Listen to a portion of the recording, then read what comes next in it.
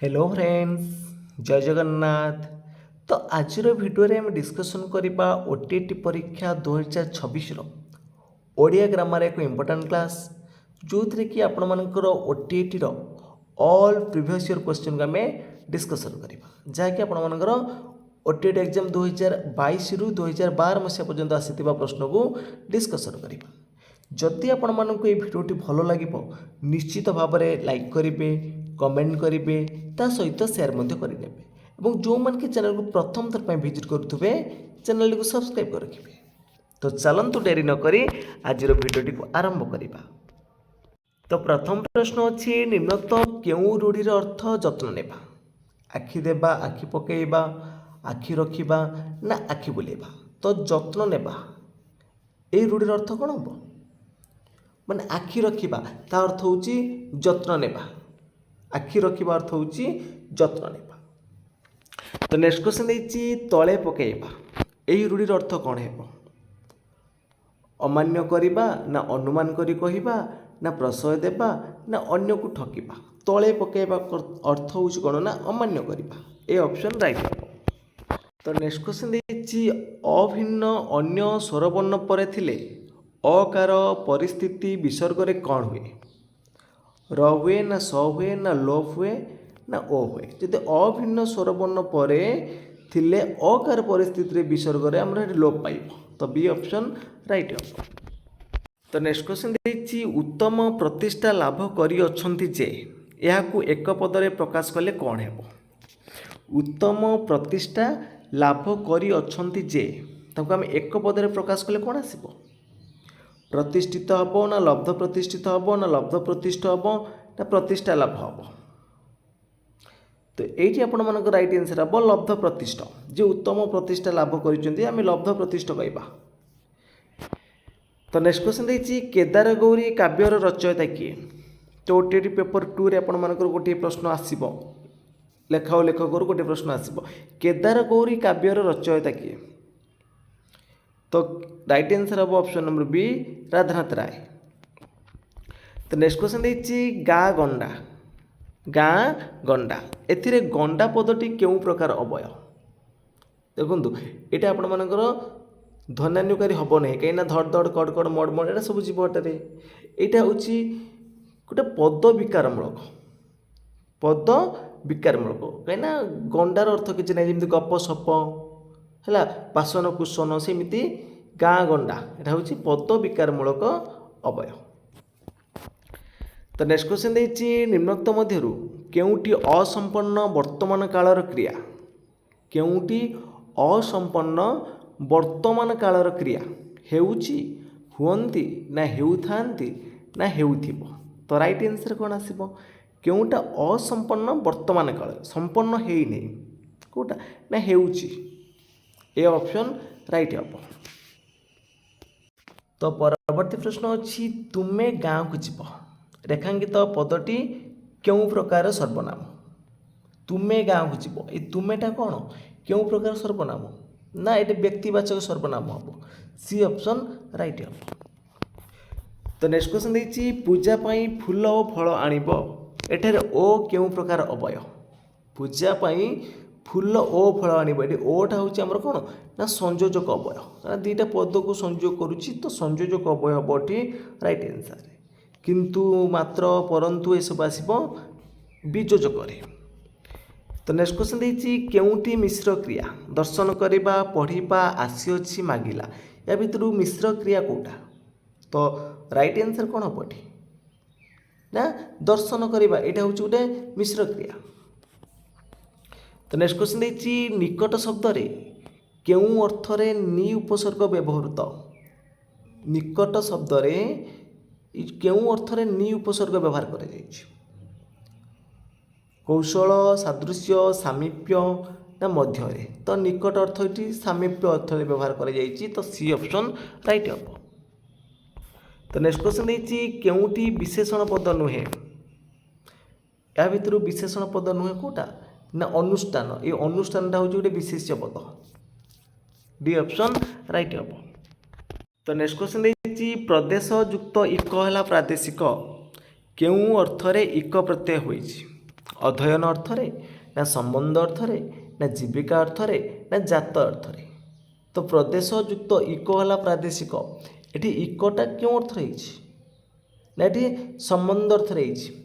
ବି option right ହେବ। ତ next question ଦେଇଛି ଖାଇବା ପତରରେ ଧୂଳି ଦେବା। ଏଇ ରୂଢ଼ିଟିର ଅର୍ଥ କ'ଣ ହେବ? ଖାଇବା ପତରରେ ଧୂଳି ଦେବା। ତ ଏଇ ରୂଢ଼ିର ଅର୍ଥ କ'ଣ ଆସିବ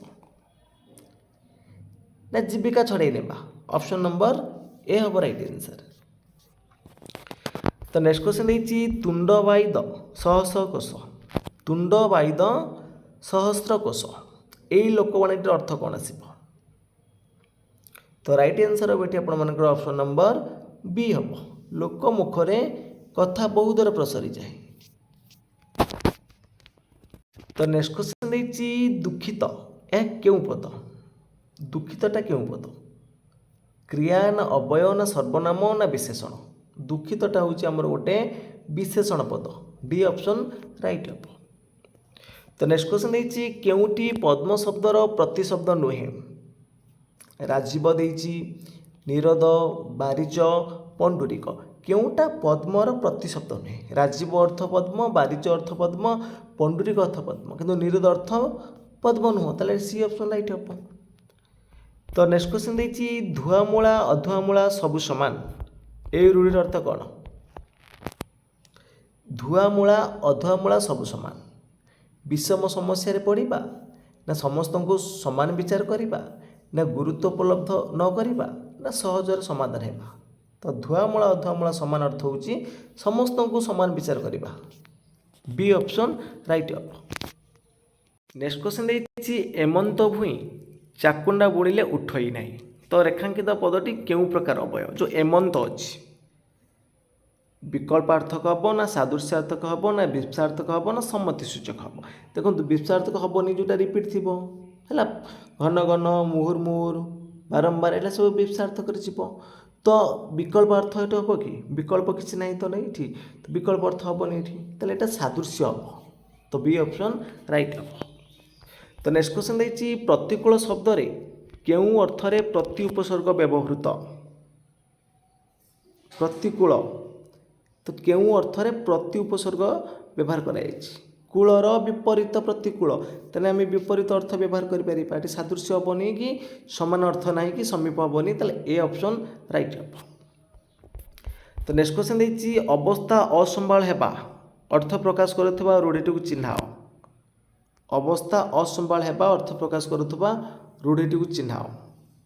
ତିନି ପାଞ୍ଜିରୁ ଯିବା ନା ଦାନ୍ତରେ କୁଟା ଦେବା ନା ଘର ବୁଡ଼ି ପାଣି ଆଣ୍ଠୁଏ ନା ଭେଳା ବୁଡ଼ିବା? ତ ଅବସ୍ଥା ଅସମ୍ଭାଳ ହେବା ଅର୍ଥ ହେଉଛି କ'ଣ ନା ଘର ବୁଡ଼ି ପାଣି ଆଣ୍ଠୁଏ। ତ ନେକ୍ସଟ କ୍ୱେଶ୍ଚନ୍ ଦେଇଛି କେଉଁଟି ସୁରେନ୍ଦ୍ର ମହାନ୍ତିଙ୍କ ରଚନା ନୁହେଁ? କାଳାନ୍ତର, ନୀଳଶୈଳ, ଦୁଇ ସୀମାନ୍ତ ନା ହରିଚନ? ସୁରେନ୍ଦ୍ର ମହାନ୍ତିଙ୍କର ରଚନା ନୁହେଁ ବୋଲି ପଚାରିଛି। ତ ରାଇଟ୍ ଆନ୍ସର୍ ହେବ ଏଠି ଆପଣମାନଙ୍କର ଅପସନ୍ ନମ୍ବର ଡି ହରିଚନଟା। ନେକ୍ସଟ କ୍ୱେଶ୍ଚନ୍ ଦେଇଛି କେଉଁଟି ଶବ୍ଦଟିର ଶୁଦ୍ଧ ରୂପ ଅଛି? ଯେଉଁ ଉର୍ଦ୍ଧ୍ୱ ଲେଖା ହେଇଛି ତାର ଶୁଦ୍ଧ ରୂପ କେଉଁଟା ଠିକ୍ ଅଛି ବୋଲି ପଚାରିଛି। ତ ଏଇଠି ରାଇଟ୍ ଆନ୍ସର୍ କ'ଣ ଆସିବ? ତ ସଠିକ୍ ଉତ୍ତର ହେଇଯିବ ଏଠି ଆପଣମାନଙ୍କର ଅପସନ୍ ନମ୍ବର ସି ହେଇଯିବ। ତ ନେକ୍ସଟ କ୍ୱେଶ୍ଚନ୍ ଦେଇଛି କେଉଁଟି ଅନୁରକ୍ତର ବିପରୀତ ବୋଧକ ଶବ୍ଦ? ଅନୁରକ୍ତର ବିପରୀତ ଶବ୍ଦ କ'ଣ ଆସିବ? ଅନୁରକ୍ତ, ବିରକ୍ତ। ବି ଅପସନ୍ ରାଇଟ୍ ହେବ। ତ ନେକ୍ସଟ କ୍ୱେଶ୍ଚନ୍ ଦେଇଛି କେଉଁଟି ବିହଙ୍ଗର ପ୍ରତିଶବ୍ଦ ନୁହେଁ? ଭୀପ, ଧ୍ୱଜ, ଖେଚର, ଖଗ। ତ କେଉଁଟା ବିହଙ୍ଗର ପ୍ରତିଶବ୍ଦ ନୁହେଁ? ତ ଭୀପଟା ହେବ ଏଠି, ଭୀପଟା ହେବ ରାଇଟ୍ ଆନ୍ସର୍। ତ ନେକ୍ସଟ କ୍ୱେଶ୍ଚନ୍ ଦେଇଛି ଗୋପୀନାଥ ମହାନ୍ତି କେଉଁ ପୁସ୍ତକ ପାଇଁ କେନ୍ଦ୍ର ସାହିତ୍ୟ ଏକାଡେମୀ ପୁରସ୍କୃତ ପାଇଥିଲେ? ତ କେଉଁ ପୁସ୍ତକ ପାଇଁ ସେ କେନ୍ଦ୍ର ସାହିତ୍ୟ ଏକାଡେମୀ ପୁରସ୍କାର ପାଇଥିଲେ? ତ ରାଇଟ୍ ଆନ୍ସର୍ ଏଠି କ'ଣ ହେବ? ତ ରାଇଟ୍ ଆନ୍ସର୍ ହେଇଯିବ ଏଠି ଅପସନ୍ ନମ୍ବର ସି ଅମୃତର ସନ୍ତାନ। ଆଉ ମାଟି ମଟାଳ ପାଇଁ ସେ ଜ୍ଞାନପୀଠ ପୁରସ୍କାର ପାଇଥିଲେ।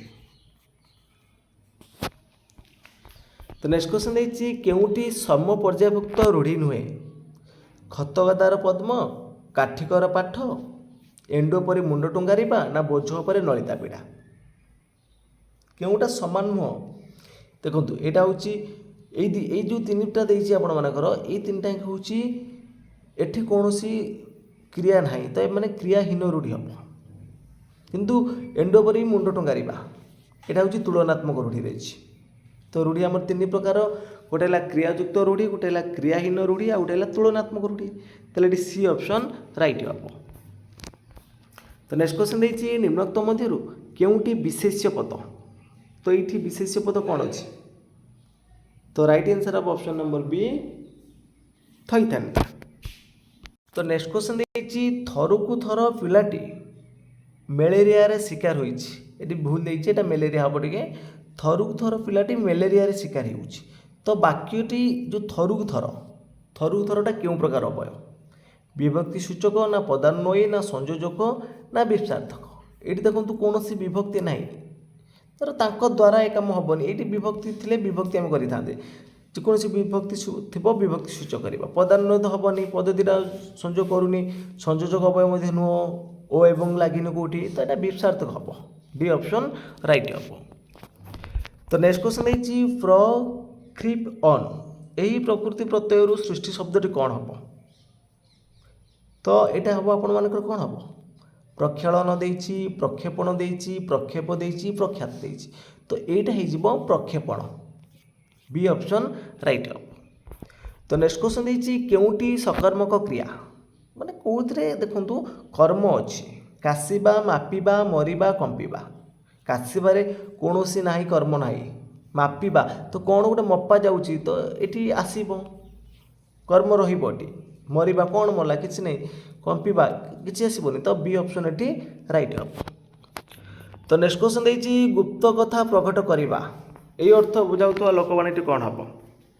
ଗୁପ୍ତ କଥା ପ୍ରକଟ କରିବା, ତ ଏଇ ଲୋକବାଣୀର ଅର୍ଥ କ'ଣ ଆସିବ? ତ ରାଇଟ୍ ଆନ୍ସର ଏଠି କ'ଣ ଆସିବ? ଗୁପ୍ତ କଥା ପ୍ରକଟ କରିବା, ତାର ଏହାର ଅର୍ଥ ହେଉଛି ସଭାରେ ହାଣ୍ଡି ଭାଙ୍ଗିବା। ସି ଅପସନ୍ ରାଇଟ୍ ହେବ। ତ ନେକ୍ସଟ କ୍ୱେଶ୍ଚନ୍ ଦେଇଛି ତୋବଡ଼ା, ଏଇ ଶବ୍ଦଟିର ଅର୍ଥ କ'ଣ ହେବ? ତୋବଡ଼ା, ତ ଏଇ ଶବ୍ଦର ଅର୍ଥ ଆସିବ ନା ଘୋଡ଼ା ମୁହଁରେ ବନ୍ଧୁଥିବା ଦାନାର ଯେଉଁ ଥଳିଟାକୁ ଆମେ ତୋବଡ଼ା ବୋଲି କହନ୍ତି। ତ ଡି ଅପସନ୍ ରାଇଟ୍ ହେବ।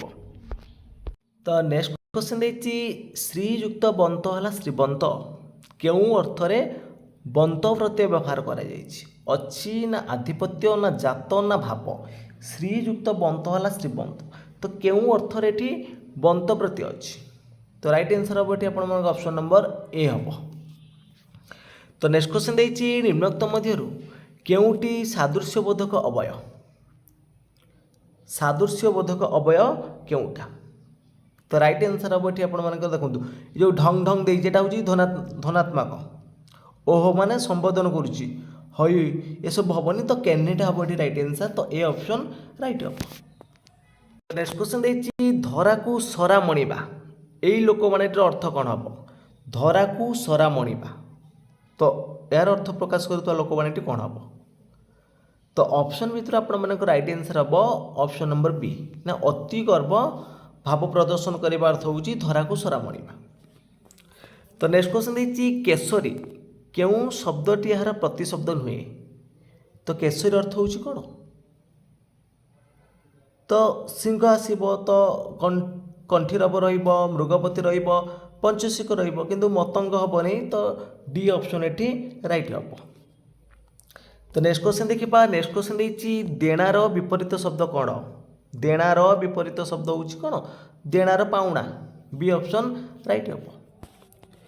ତ ନେକ୍ସଟ କ୍ୱେଶ୍ଚନ୍ ଦେଇଛି କେଉଁଥିରେ କ୍ରିୟାଜ ବିଶେଷଣ ବ୍ୟବହୃତ?